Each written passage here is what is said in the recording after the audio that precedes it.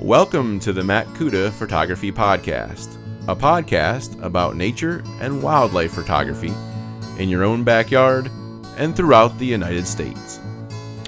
Okay, welcome back to the podcast. This is Matt Cuda, the voice of reason in the nature photography world. This is episode 52, the Canon 7D Mark II autofocus, part 1. So, what's going on in my world? Well, not a whole lot. It's been very, very rainy here in North Carolina. Can't say that I've gotten much done photographically.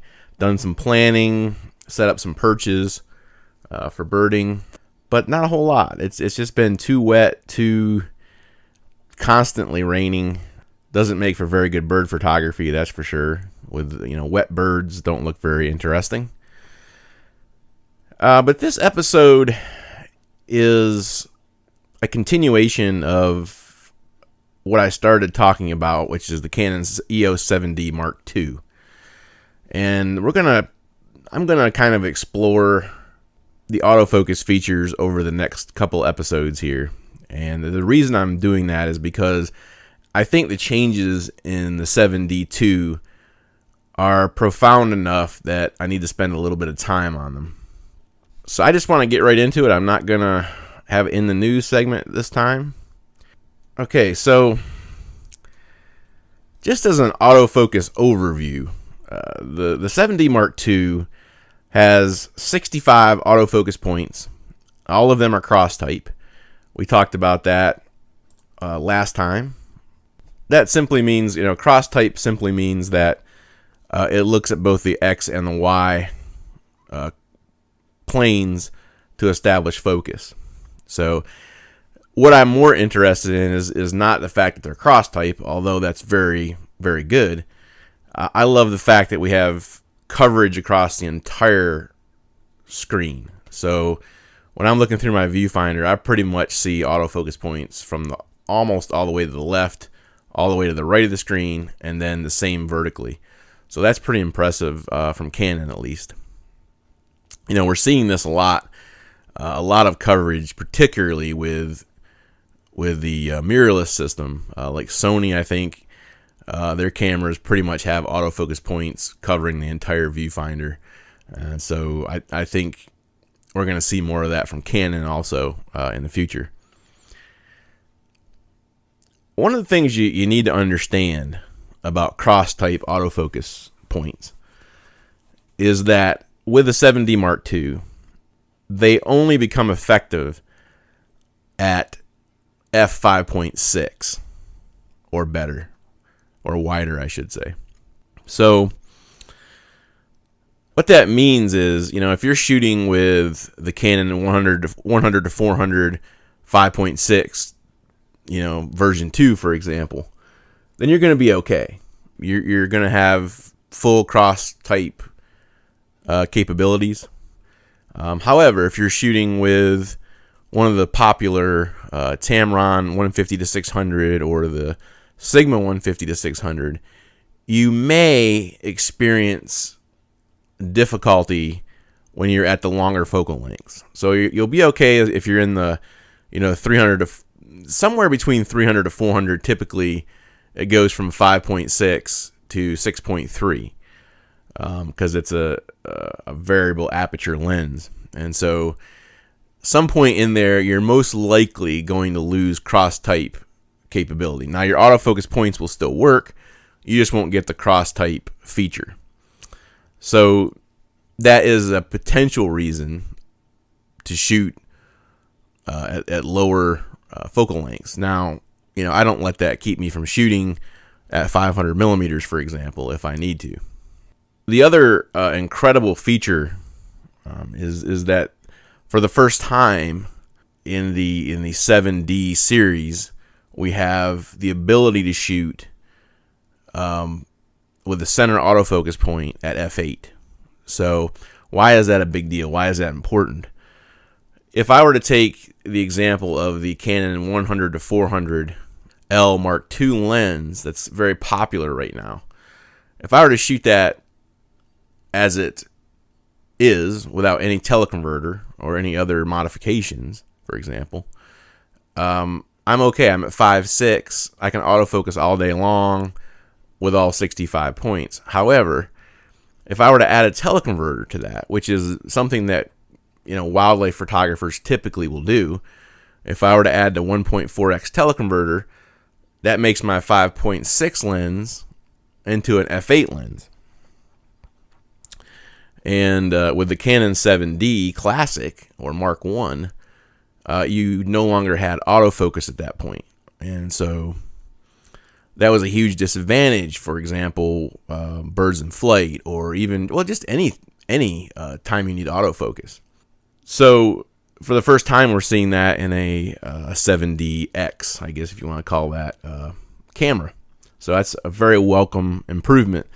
You won't see that feature mentioned a lot on some of the non-nature reviews of that camera, because they don't think it's a big deal. A lot of people don't think that's a big feature, but for us, it's a very big feature. Not only that, but when you think about it, if you're shooting at f6.3 and you're using the center point, you're guaranteed good autofocus. And I have not had any problems shooting with my 150 to 600, by the way. I'm just saying that it gives you that added security, if you will, having that center point that is capable of shooting at f8. Now, what I have not tried with this camera yet, and I hope maybe to do some testing of this maybe the next time I go out. I have not tested my teleconverter with my 150 to 600 and this body. That would be an interesting test. I'd love to see what it does. So that's a huge feature. The center point on the 7D Mark II is what's called a high precision autofocus point. This is something most people are not even going to worry about, because most people are not shooting with an expensive 2.8 lens. The only way you can utilize the high precision aspect or feature is to be shooting with a 2.8 lens. So most people are not going to have that. Most people are going to be shooting with an f4 lens or f5.6 lens. So for that reason, I'm not really even going to talk about the high precision point. It's available. If you happen to have a 2.8 lens, awesome. It will work even better for you. Yes, it will work. I believe, I think I researched this. I don't want to say for sure, but if you shoot the Canon 50mm 1.4 or 1.8, you will be able to use that high precision autofocus point. If you're shooting any of the other 2.8 lenses, should also work. So yes, it is an effective autofocus system, but just be aware that unless you're using specific lenses, you may not get the maximum effect of the autofocus. Having said that, again, I have had no problems with my 150 to 600, f5 to 6.3. It's been fine.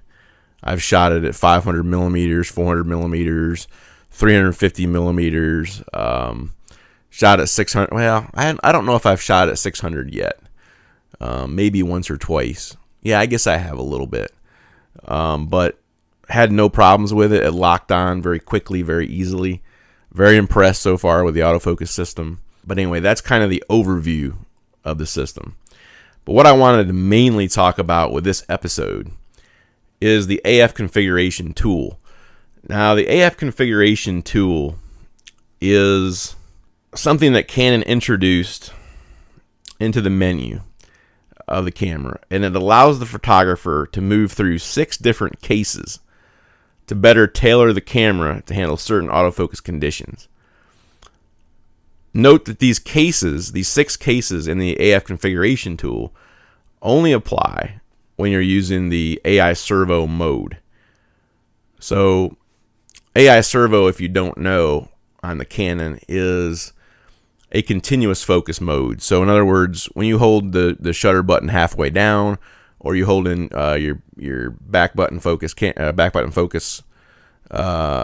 button, It will continuously focus. So it will sit there and just zip, zip, zip, zip, zip, zip, zip, in and out, finding focus and locking on. That is the mode that I use probably 90% of the time for my wildlife photography. Even static subjects, even when a bird is on a perch, for example, I will still use AI servo. There's two reasons for that. One is I have to think a whole lot less. I don't have to worry about switching between modes. And two, you never know when whatever animal you're photographing is going to take off on a run, take off on flight. Being able to lock in on that bird or mammal is crucial. And so I leave my camera on AI servo almost all the time. So having said that, there are 6 cases. The first case is case 1. It's called Versatile Multi-Purpose Setting. And this is exactly what you might think it is for. It is for any scenario that is a place to start, I guess. So when I'm photographing my backyard birds, for example, I am going to use case 1. Case 1 will handle almost any kind of situation except for birds in flight or very erratic subjects. Then you're going to want to use a different case. We're going to talk more about that in a minute. Now, on the back of the camera, if you notice the case, it has 3 additional settings. By the way, these settings I'm about to mention have always been there, okay? But Canon tried to make things easier to understand with the 7D2. Those settings are first tracking sensitivity, and then acceleration, deceleration tracking, and AF point auto switching. Now, tracking sensitivity is simply this. When I am focusing on my subject and I lose track. So let's say I'm panning with a bird in flight. I've got my autofocus point on the bird's head. Everything's good. And suddenly I get a twitch in my arm or something, or the bird, moves up too quickly and my autofocus point moves off from my subject. Okay, if I have my tracking sensitivity set low, what it will do is it will not immediately try to refocus. Okay, so it will have a second or 2 lag until it acquires focus again. In this case, in case 1, it's set to 0. So that is, kind of exactly what you think. It's in the middle. So if I were to have, if I had my tracking sensitivity set to -1, then it's going to be slower about reacquiring or trying to focus again.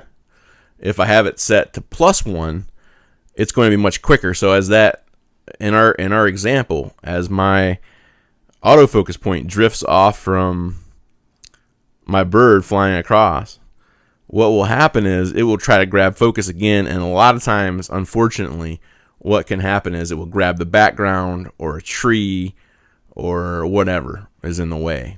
And so for that reason, birds and flight photographers don't set it at 0. But for, your backyard birds, for your kids playing in the yard, any kind of just situation that you might normally run into. And again, I want to mention too that these modes or these cases are very much about personal taste. Some people, may prefer it to be the sensitivity to be much more sensitive when they're tracking a bird, and some people may not. And so that's why all this stuff is here. Like I said, the cases are just kind of to make it a little bit dummy proof, I guess, to try to make it a little more user friendly, a little more intuitive. And I'll go into this later when we talk about what other pros are using and so forth. But I'm just going to go step by step.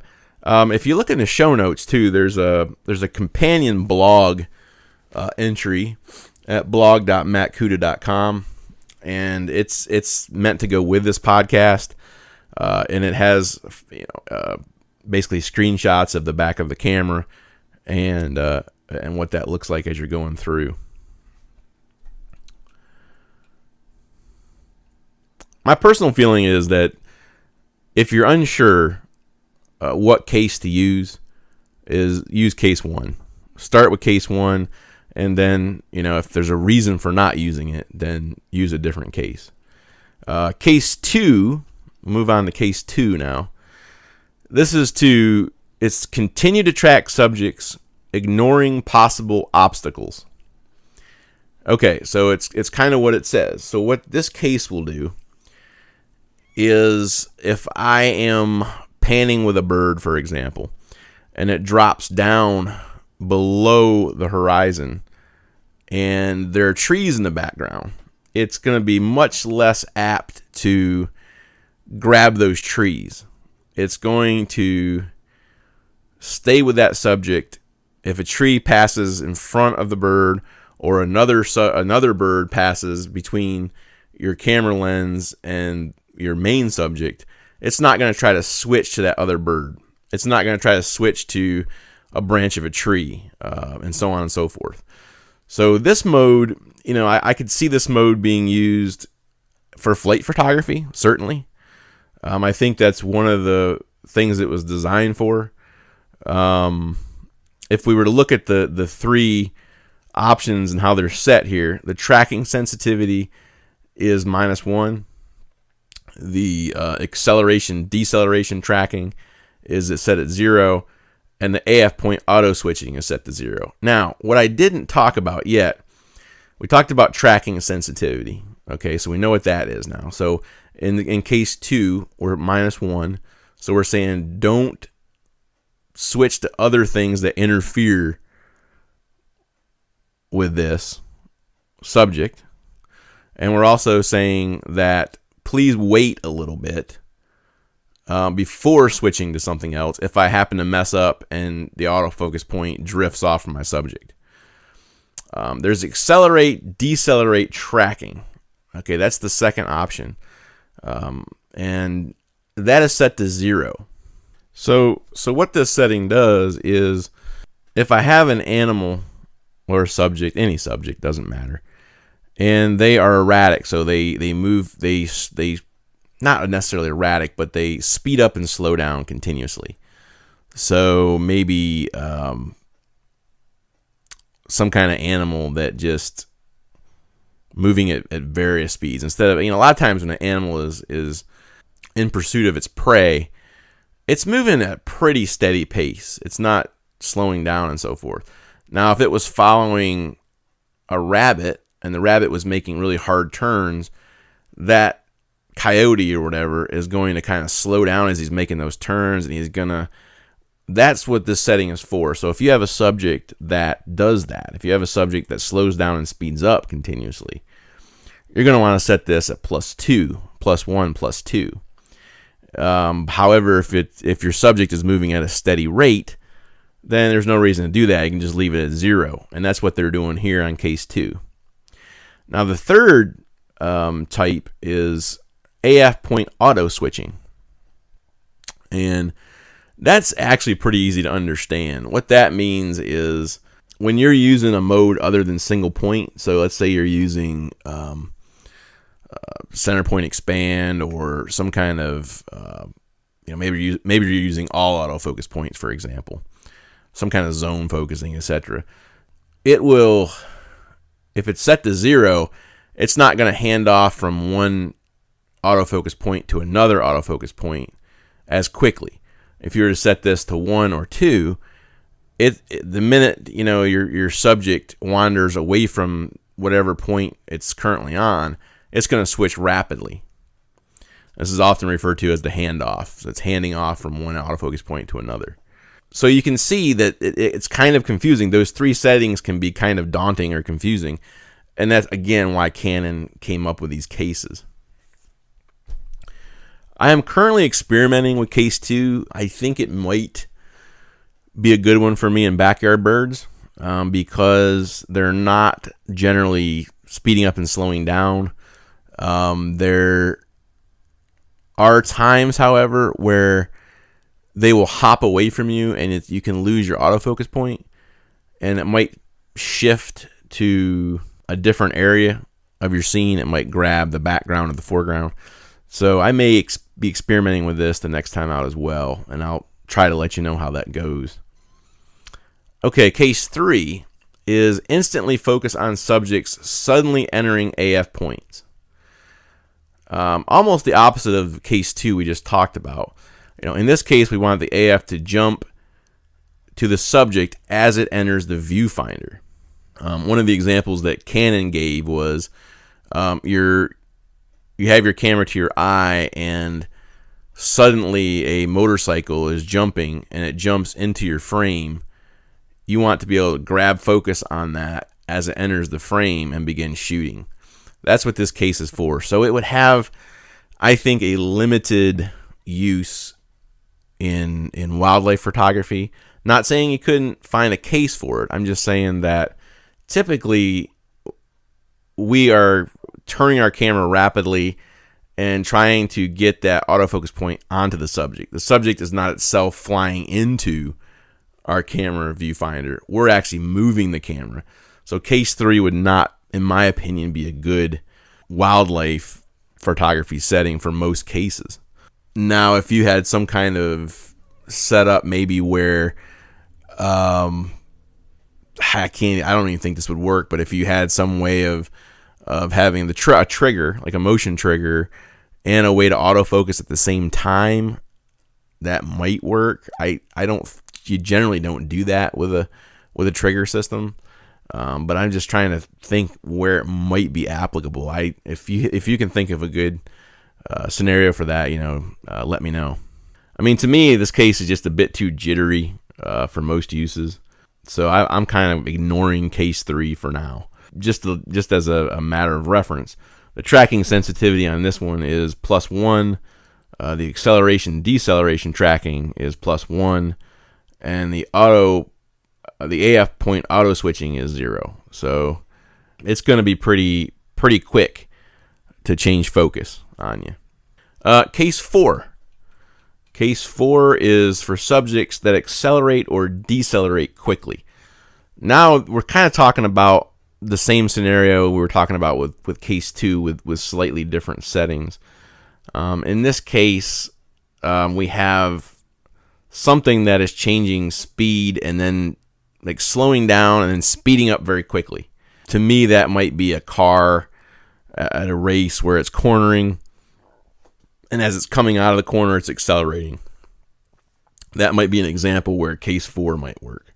Maybe in the wildlife realm, this might work when an animal is chasing prey, and so as the prey makes quick turns, the predator also has to slow down and make that turn, and then when he comes out of that turn, he's going to accelerate rapidly to try to catch up to its prey.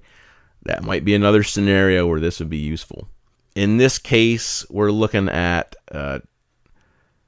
tracking sensitivity of 0, acceleration deceleration tracking of 1, because the animal is suddenly accelerating or decelerating, and the AF point auto switching is 0. So we don't want it to, in this case, we don't want the autofocus points handing off rapidly. That's not going to work. We want it to stay locked onto that subject throughout the process.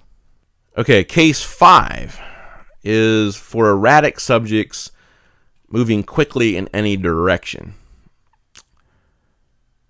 This case differs from the others in that it was specifically designed by Canon to work with AF focus modes such as center point, expand, and zone. It increases the AF point switching, so even if I were to move my tracking point off the subject, the AF system will hand off to another point within the zone. I've not used this case. It has a tracking sensitivity of 0. It has an acceleration deceleration of 0, and the AF point auto switching is set to 1. So the reason it's set to 1, the key thing here is the AF point autofocus or auto switching is set to 1. And that's because the subject is erratically moving. So, for example, I can think of something this might work for. If you had chimney swifts or swallows, and you're using all your autofocus points, and that swallow is just, banking hard and then banking back the other direction and then changing altitude quickly, this is going to be a mode that might be more effective. And I will actually probably be able to test this because I go up to Pilot Mountain every once in a while here. It's only 5 minutes away from my house. And I will photograph the chimney swifts up there, and they're like that. They're very difficult to photograph. My 7D Classic could not do it. It did not have any kind of autofocus that could handle it. I'm hoping that this one may be a little different. We'll see how it goes. I'll certainly let you know. So case 5, that may be a good one in that scenario. The last case is for subjects that change speed and move erratically. So here's more of a balanced approach for erratic subjects. Perhaps this one would also fit into the swallow scenario, the chimney swift scenario we just mentioned. Not sure at this point. Canon's example was of a kayak moving through the rapids. So it's changing direction and speed continuously, and that's what Canon recommended for that type of scenario. I don't know. I think it remains to be seen.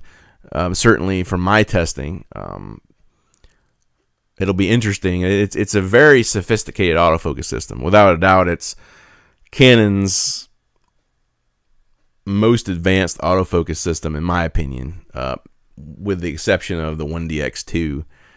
This is certainly the most sophisticated one I've used to date.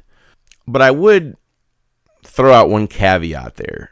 This is a tough one for me because an autofocus system is no good if it can't lock on and get it right to start with and then track. I fear that the average person, the average photographer, is going to be overwhelmed by a lot of these cases. And I hope that's not the case. No pun intended, actually. But I think I would recommend that you start with case 1. I think it's Canon's balanced approach, and I think it's a good place to begin.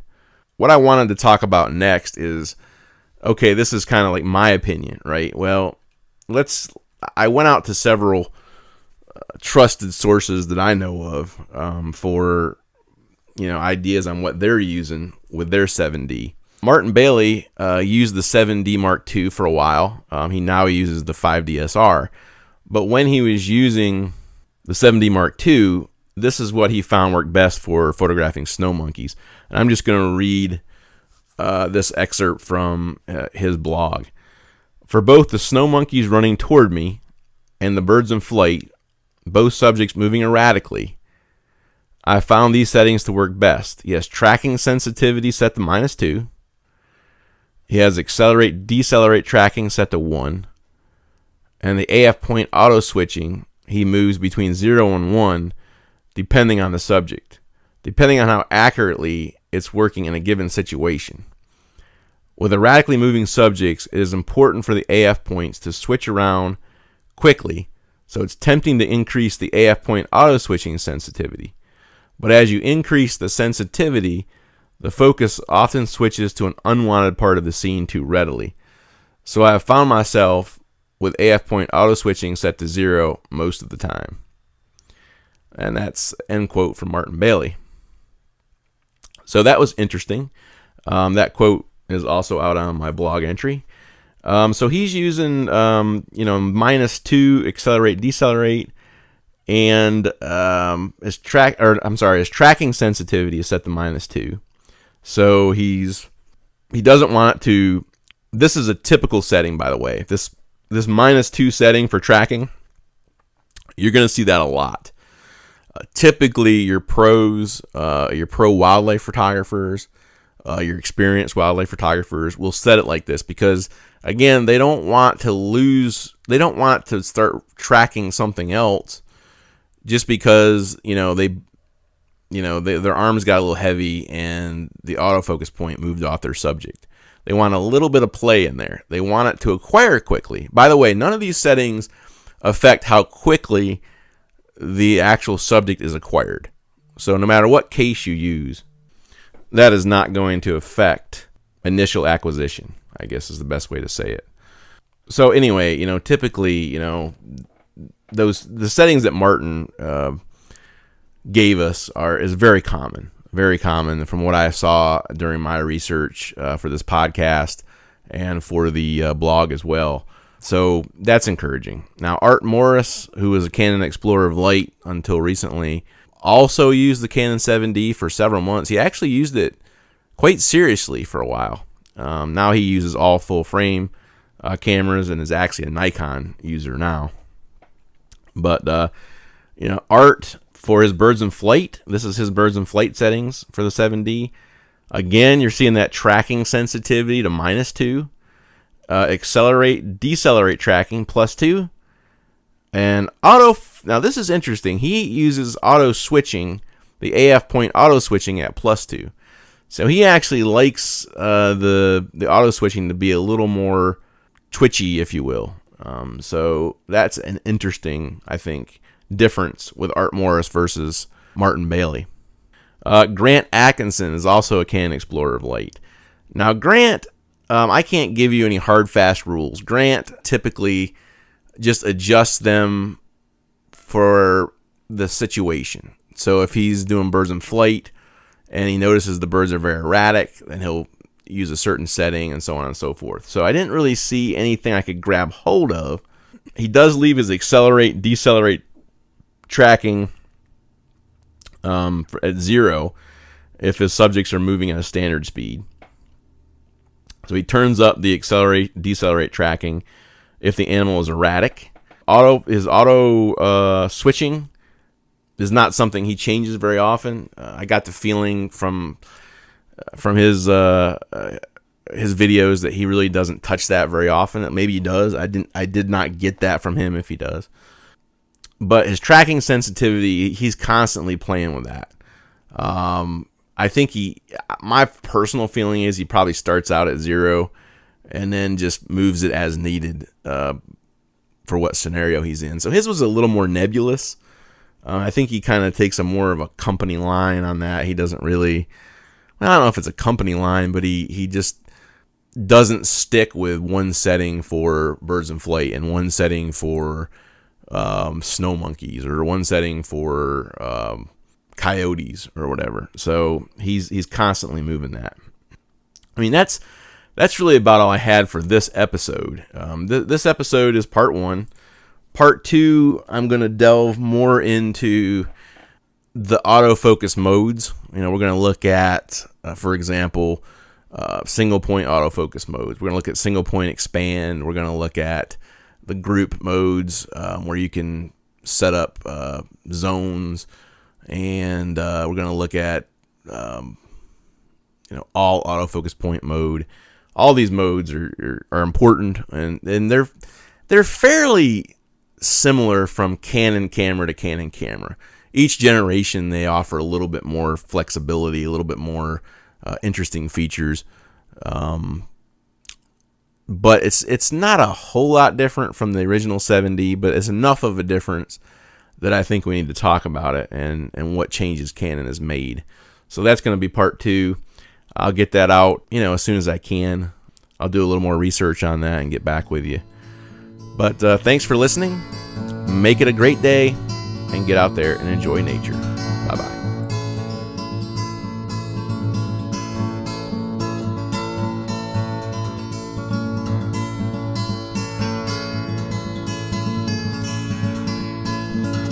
Music for this episode was provided by Dr. Turtle.